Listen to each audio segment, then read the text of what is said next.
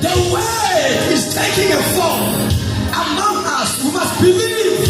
Namhlanje sisho njengoba Maria akubelithi njengobuso wakho.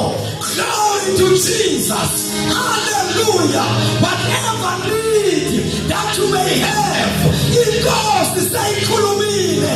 Allow the formation of the word to manifest in your life. Nobody healing. Namhlanje your healing is here, provided you are stretching a hand of faith. Glory to Jesus. Hallelujah. You must stretch a hand of faith and allow the word to take that form which is your need tonight. Can you stand up and lift up our hands? Alabashaba. Olabashakata palabane. Kelabashata pakalabane. I may not know what you go see. I'm begging me namhlanje njengobuso wakho egameni Jesu. And you must allow our izwi must become an object of our faith. Nothing else. Only the word must become an object of our faith. Not the circumstances, not our condition, but in the word. Noma salingasakho ithemba khona nethemba. Eliza ngokushoka kuNkulunkulu. Noma salingasakho ithemba khona nethemba ngoba once God speaks, here is hope and faith. When there is no hope, Shamaya Maraba. This is a prophetic teaching. As one time change in your life. So you were lacking faith. Glory to Jesus. So but you were lacking faith. Faith is a gateway to the supernatural. Now have faith. I was the one who felt the ashes was in front of us. He was poor and he became a businesswoman.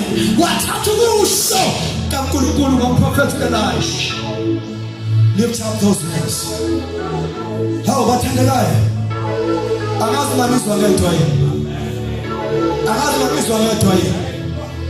Give on Acts chapter 2 and part to it.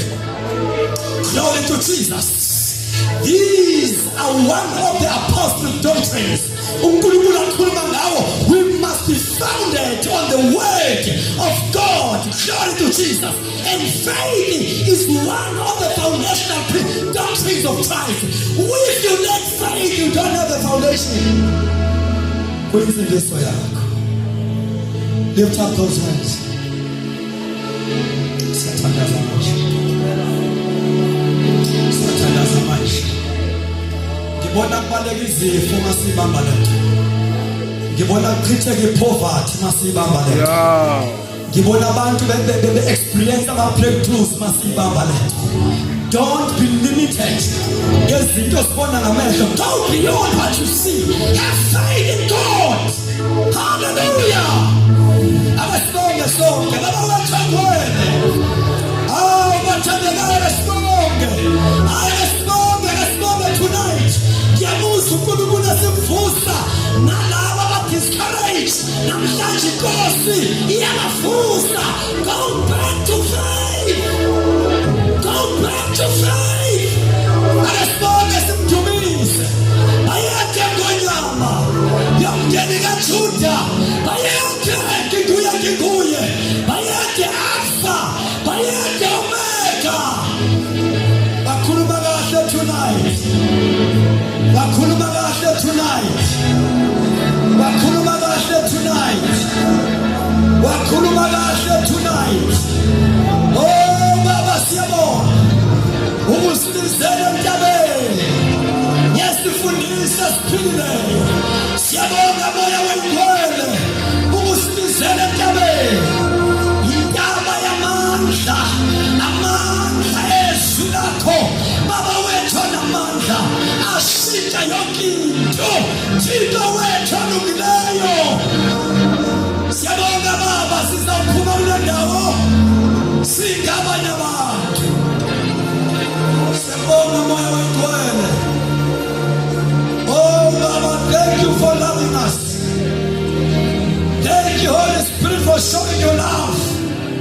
Baba wethu anamandla tonight, for taking time to unpack the mysteries. Oh, Ututavinte, the entrance of your word brings light.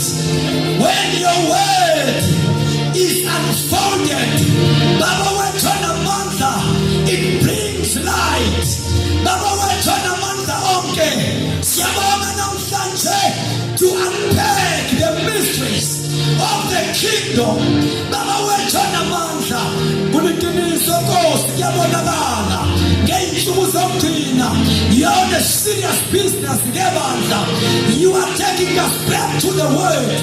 Baba wethu anamandla onke egameni likaJesu, so that you may live a victorious life.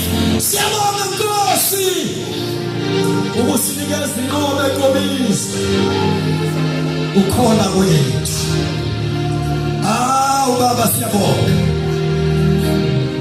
singene Nkosi yami kule ndawo singama-victims ezimo, but we are coming out as victors. Ngoba inqobo enqobiswe ukukholwa kwethu. Baba wethu namandla onke is unpacked to us namhlanje ebusuku. Nkulunkulu wethu namandla onke, siyabonga ufundisa izandla zethu kulwa. Siyabonga ufundisa impilo yethu ukuhlasela. Thixo wethu namandla onke, ngokukholwa sikwazi ukwenza izinto ebezingenzeka ngenye indlela. We give you all the honor and the glory. Siyabonga Baba, siyabonga Nkulunkulu wethu. Sihlala phansi bathandekayo, nikeza uMC yabeke enhlizweni yami ukuthi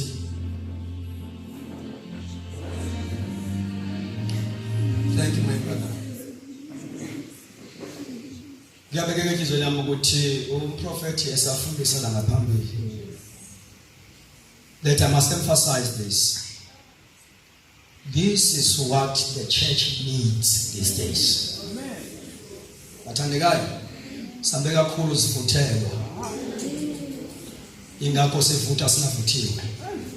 Ngoba siyavuthelwa too much. You cannot grow by preaching. You can only grow by teaching. It is only teaching that can elevate faith to you. Now, mzahlezi phansi, the man of God ifundisa la ngaphambili uthi uNkulunkulu, I am taking the church back to the book of Acts.